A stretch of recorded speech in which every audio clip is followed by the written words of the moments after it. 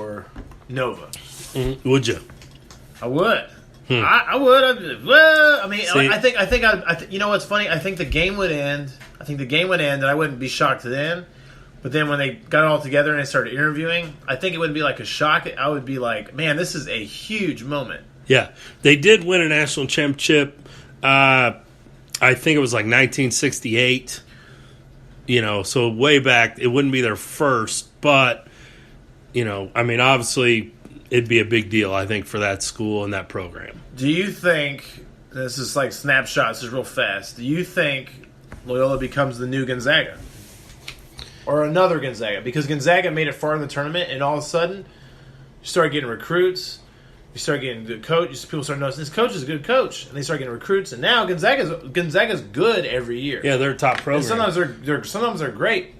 They're at least good every year, and they have NBA guys that go there. I definitely could see that happening. I think if they have the continued success in that they would move out of the Missouri Valley, kind of take a page, Wichita State. From Wichita State's book, and move out of the Missouri Valley, get to a bigger conference to make more money. Because bottom line is, these universities are doing this to make money, and yeah, if you're in a bigger conference, kindness of their heart. No, if you're in a bigger conference, you're going to make more money. So I think eventually they would move. But hey, I think it's great that they're in the Final Four.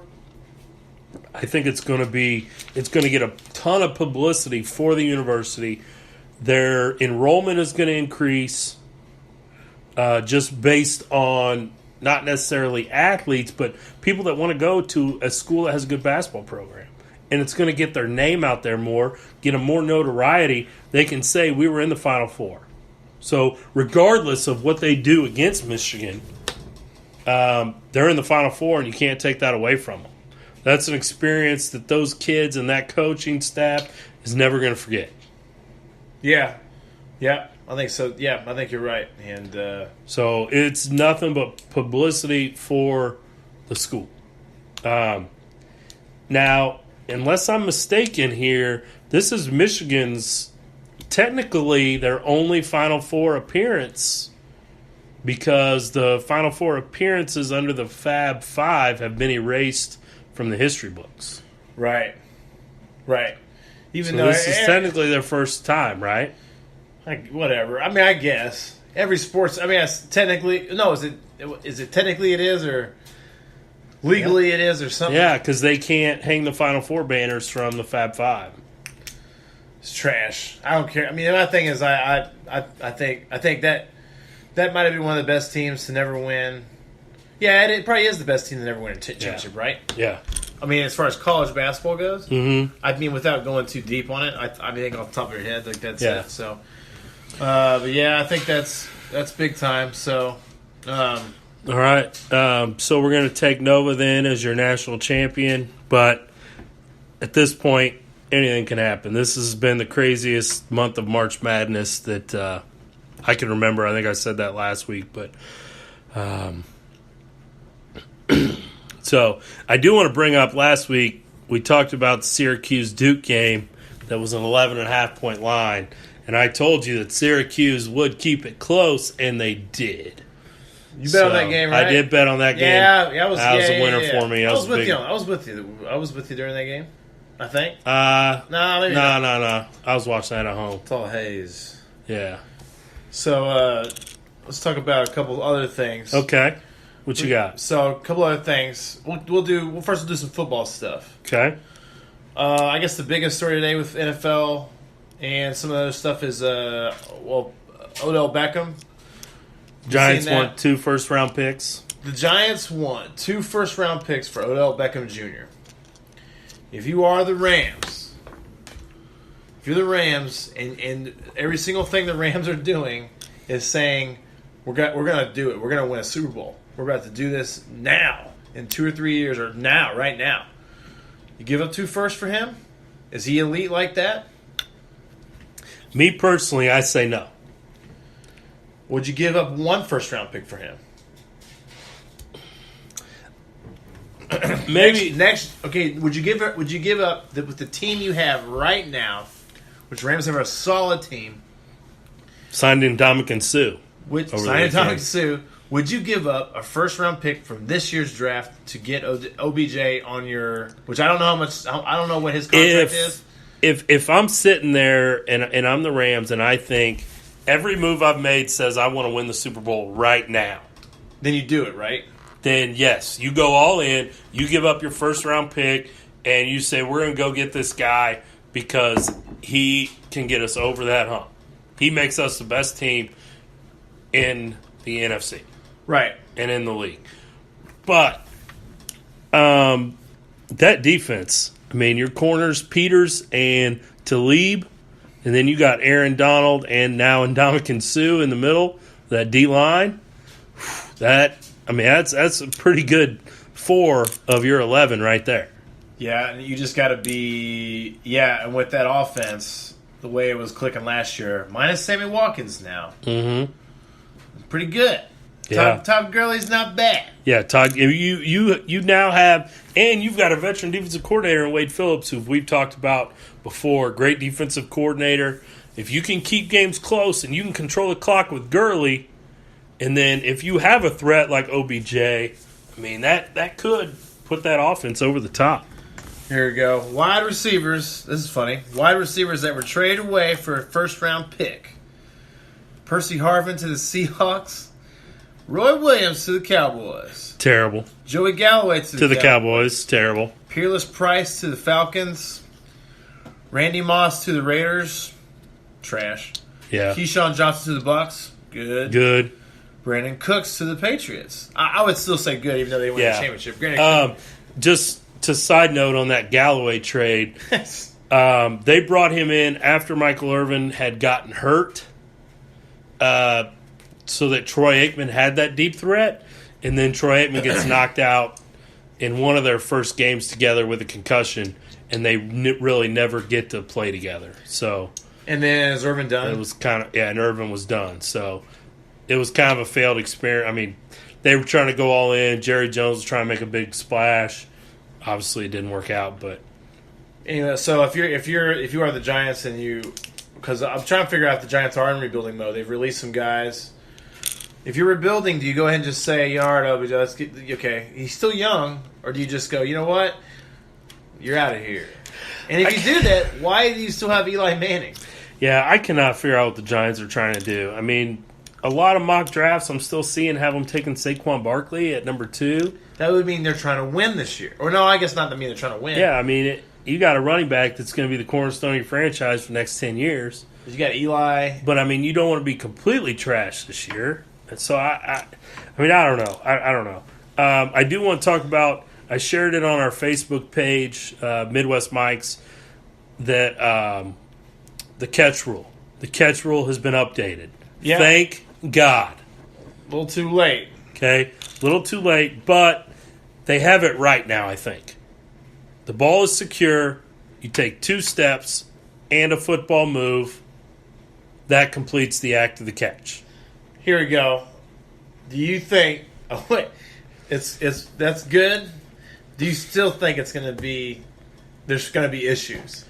I mean, I think there may still be some minor issues, but I think it's a lot clearer now than it was. It is a lot clearer now. Because and I think before it's it was good. any movement with the ball, and you could kind of interpret that. So obviously the big 2 that they went to point to is Des Bryant's catch in 14 against Green Bay is now a catch under the new rule. He would have been down on the 1-inch line, didn't score. The other one is Jesse James' catch last year in the playoffs against New England is a touchdown under the new rule. Yeah. And if I was a Steelers fan, yeah.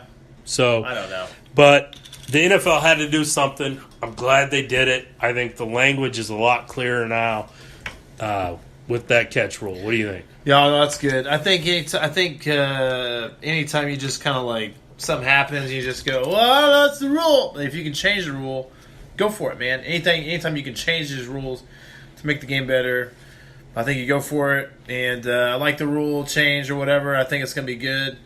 So I don't know. It'll be easy. Like I said, it'll be easier. And if it makes the ref's job easier, then that's great because they need to be focused. They don't need to be focused on that. They can focus on a bunch of other stuff. Mm-hmm. So if you make stuff easier for them, then I think you're good. So they did also add another rule about targeting with the helmet. I think that's going to be very hard to officiate. I know from coaching in that split-second decision when, and I understand we want to make the game safer. I'm not saying that, but I am not a fan of that new helmet rule at all. I actually haven't read that one. It's leading with it's worded funny, and I think there's going to be a lot of problems with it this year. So you take one rule and you make it less confusing, and then you have another rule and you make it more confusing, or you make a confusing rule? I think they made a confusing rule, and players can be ejected from the game. So it's like is that more college? It's kind of like the college rule on targeting, which I think the college rule on targeting is garbage. That you can eject a kid from a game, based on a split-second decision by a guy. Yeah, I mean, my thing is this. I understand, but the game is super dangerous. It is. You know that going out there. I'm not saying lead with your helmet on purpose. I've seen guys that, jumped, head first. And if you watch highlights, from the 70s and 80s, there were guys that legitimately speared people with their helmet. Yeah, that's... And that has been taken out of the game, and that should have been taken out of the game. I completely agree. I'm not saying bring that back. But the way this rule was worded to me was just very funny. I'll try to find a post and share it on the Twitter or the Facebook so you guys can read the wording too. Hey, real quick, going back on I'm almost on Twitter right now. Going back to the Odell Beckham. Yeah. If the Giants were to facilitate a trade with Cleveland for the 4th overall pick, would you be okay with potentially trading OBJ to have both Rosen and Barkley? Yes? Yes. Yes. Because you have your future quarterback, whatever. And you definitely have I think Barkley's I hate saying surefire, but 99%, right?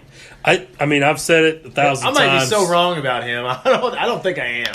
If I'm Cleveland, I don't know that I'm doing that because I think I'm taking Barkley number 1. I'm taking Barkley 1.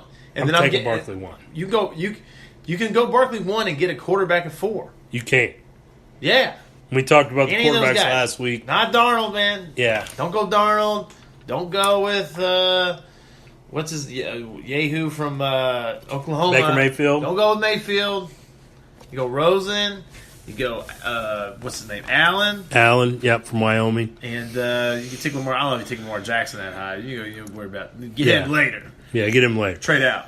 But, all right. Well, that's an interesting point. Anything else? Yeah, there's one more thing that sucks. Opening day's tomorrow for Royals fans. If you're putting this out, if you're listening to it today. Wednesday. Salvi Perez out 4 to 6 weeks. Tripped while he's carrying luggage in the airport or something. 4 to 6 weeks. MCL sprain. Oh, man. 4 to 6 That hurts the Royals. Dude, I'm telling you, the Royals signed all those little free agent guys and Moustakas to flip them, dude. They're going to flip all those guys. Yeah. They're going to play decent all year. Those guys are going to get their little stats. And then at trade deadline, the Royals are going to zip. The Royals will be sellers. And that's what I would do. I'm like, if you can't win this year, but you pick up a bunch of little guys you can flip in the middle of the year, man, that's perfect. Because that's what he did for years. That's how he built up all those prospects we had to win the World Series.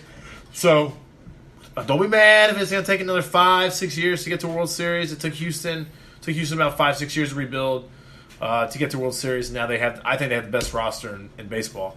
All of our guys. I mean, when we won the World Series, I think we had the best roster in baseball. And then all those guys all the contracts come at the same time, and you got to rebuild again. That's what you got to do. Small market. Yep, it's tough to win consistently. So I mean, that's it. Opening day, but opening day is tomorrow. It's big. It's huge. So a lot of people watch the games all day, and a lot of people go. A lot of people be at the K tomorrow. I'm not going to the K tomorrow. Yeah, I'm not going tomorrow on opening day either. I got to work. Yeah, I got my daughters, so I'll be hanging out with them. We'll probably watch it on TV. I was talking about how bad the Royals are, but tomorrow we got a guy who actually is pretty good with Danny Duffy, and then White Sox are going to start Shields. White Sox, right? It's White Sox, right? Yeah. White Sox start Shields, And Shields, if Shields is your ace, you're in trouble because that dude sucks now.